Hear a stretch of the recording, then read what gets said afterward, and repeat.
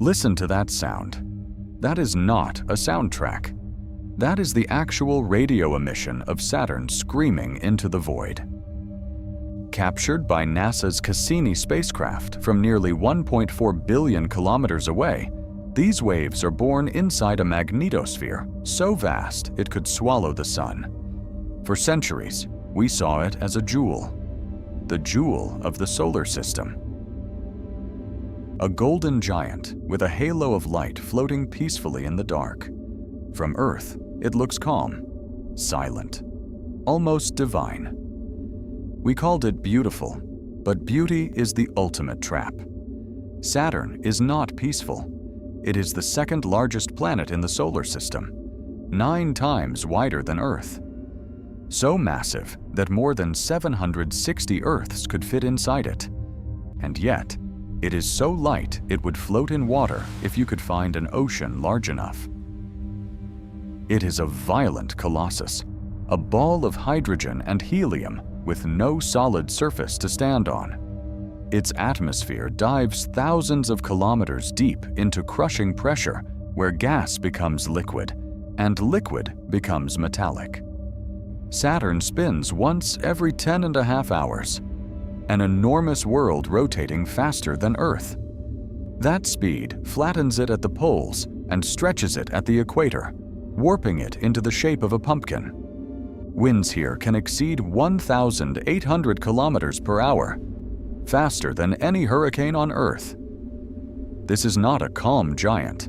It is a world of impossible storms, of hexagon-shaped nightmares, and of a gravity so cruel it rips entire moons apart to decorate itself.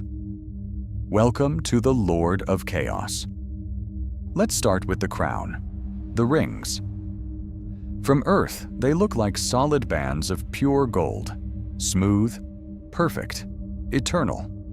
But what you're seeing is an illusion of distance. Those bands are not solid structures. They are billions, perhaps trillions, of individual pieces of ice and rock, each one orbiting Saturn under the grip of immense gravity. Up close, there is no smooth surface, only chaos.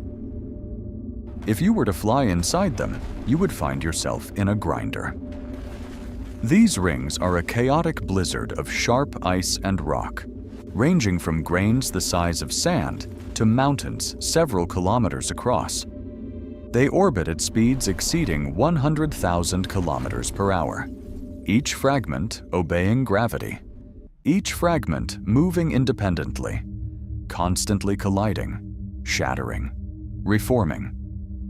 Imagine a storm of ice shrapnel stretching nearly 300,000 kilometers wide, almost the distance from Earth to the Moon, yet in many places only about 10 meters thick. Wider than any structure in the solar system, thinner than a football field. It is a blade slicing through the darkness. But where did this violence come from? A murder. The prevailing theory is a tragedy written in gravity. Long ago, a moon, perhaps as large as Titan, wandered too close. It crossed a boundary known as the Roche Limit, the invisible line where a planet's tidal forces become stronger than a moon's own gravity. Beyond that point, there is no survival. Saturn's gravity did not simply pull the moon inward, it tore it apart. First, the crust fractured. Then, the mantle shattered. Then, the core was exposed. The moon was pulled into a stream of debris. Trillions of icy fragments spread into orbit like cosmic shrapnel. For decades, scientists believed the rings were ancient, born with Saturn itself over 4 billion years ago. But new data from Cassini suggests something shocking. The rings may be young, possibly only 100 million years old, younger than the dinosaurs that once walked on Earth, which means we are living in the rare moment of history when Saturn still wears its crown. The beautiful rings we admire today are not jewelry. They are the scattered remains of a dead world. We are staring at a planetary graveyard. But the strangeness of Saturn goes deeper than its rings. Look at the North Pole. Nature does not make straight lines. Fluid dynamics should produce circles, spirals, chaotic symmetry. Yet here, spinning for decades, perhaps longer than we have been observing it, is a perfect geometry. A hexagon. First discovered in 1981 by NASA's Voyager spacecraft and later studied in detail by Cassini, this six-sided structure is not drawn on the clouds. It is the storm itself. This is not a symbol. It is a hurricane. A six-sided storm nearly 30,000 kilometers across, wide enough to swallow 4 Earths. The jet stream forming its edges moves at over 300 meters per second. The walls of this storm plunge hundreds of kilometers into Saturn's atmosphere. And unlike hurricanes on Earth, this one does not drift. It does not weaken. It does not die. It has remained locked in place for more than 4 decades, stable, unnatural. At the very center lies a massive vortex, a red spinning maw resembling a rose made of hurricanes. Winds spiral downward into a pressure system so deep it disappears into darkness. On Earth, hurricanes feed off warm oceans. On Saturn, they feed off internal heat. Because Saturn radiates more energy than it receives from the Sun. Something inside the planet is still releasing heat, a slow gravitational collapse converting pressure into power. This storm is fueled from below, a geometric scar that never heals, staring unblinkingly into the void like a giant eye. And when Saturn gets angry, the entire planet changes. Roughly every 30 Earth years, 1 Saturnian year, a monster awakens. We call it the Great White Spot. This is not a local storm. It is a global atmospheric eruption, a storm system so massive it wraps around the entire circumference of the planet. Inside this system, lightning flashes 10,000 times more powerful than strikes on Earth. Radio bursts from these storms have been detected across millions of kilometers of space. The eruption churns ammonia ice from deep atmospheric layers, turning Saturn's golden bands into ghostly white scars. It is convection on a planetary scale, a reminder that beneath those calm yellow clouds is a churning engine of hydrogen, helium, and heat waiting to explode. Saturn is the king of a massive entourage with more than 140 confirmed moons, but one of them is different. Titan. Titan is larger than the planet Mercury, and it is the only moon in the solar system with a thick, stable atmosphere. That atmosphere is mostly nitrogen, like Earth's, but laced with methane and hydrocarbons that stain the sky a permanent orange. Surface pressure here is about 50% higher than on Earth. If you stood on Titan, you would not need a pressure suit. You would need something far worse. You would see rivers, lakes, rain clouds, a hydrological cycle, but not of water. The rain is liquid methane and ethane, natural gas falling from the sky. At minus 179 degrees Celsius, water is harder than rock here. The lakes are hydrocarbons. The clouds are hydrocarbons. Even the dunes are hydrocarbons. If you jumped into a lake on Titan, you wouldn't just freeze. Your body heat would boil the methane around you as your tissues crystallized like glass. Titan looks like Earth, but it runs on chemistry that belongs to the early solar system, a world frozen in prebiotic time.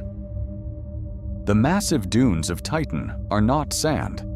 They are grains of complex hydrocarbons, tholins, organic molecules formed in the upper atmosphere by ultraviolet radiation, essentially plastic. Static charged, blackened particles stacked into dunes hundreds of meters high. Shifting slowly in winds we can barely measure. It is a world that mimics life's ingredients, but never quite ignites it. or perhaps has not yet. Further out lies Enceladus, a small, brilliant sphere of ice only 500 kilometers wide. For years, we believed it was frozen solid, until Cassini flew past its south pole and saw something impossible.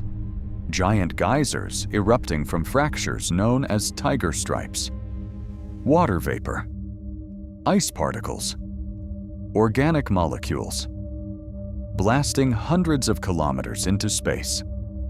Saturn's gravity stretches and squeezes Enceladus in a process called tidal heating. Friction inside the moon creates warmth, enough warmth to maintain a global ocean beneath kilometers of ice. Cassini flew through those plumes. It detected salt, silica particles, molecular hydrogen. On Earth, molecular hydrogen near hydrothermal vents feeds microbial life, which means in the dark ocean of Enceladus, shielded from radiation, warmed by internal heat, chemistry is happening. Something might be swimming. We went to Saturn looking for gas and rock. We may have found habitable oceans.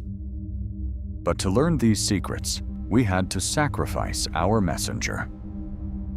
In 2017, after 13 years in orbit, the Cassini spacecraft was running out of fuel. And without fuel, it could no longer guarantee it would not crash into a moon like Enceladus, contaminating a world that might host life. So NASA made a choice. Cassini would not drift, it would dive. On its final orbit, it plunged into Saturn's atmosphere at 113,000 kilometers per hour. It kept its antenna pointed at Earth as long as possible, transmitting data until the heat ripped it apart. It vaporized and became part of Saturn. Saturn feels eternal, but it is not. Cassini discovered that the rings are slowly draining away as ring rain. Ice particles spiral inward, pulled by gravity and magnetic forces. In roughly 100 million years, a cosmic blink, the rings will be gone. When the dinosaurs ruled Earth, Saturn may not have had them. When humanity is dust, it may not have them again. We are alive at the exact moment the crown still exists. So look at it while you can. It is a temporary masterpiece of gravity and violence, a beautiful trap that lured us across the solar system only to show us how small we truly are. Saturn is the most beautiful thing in our sky. But remember, beauty can be deadly.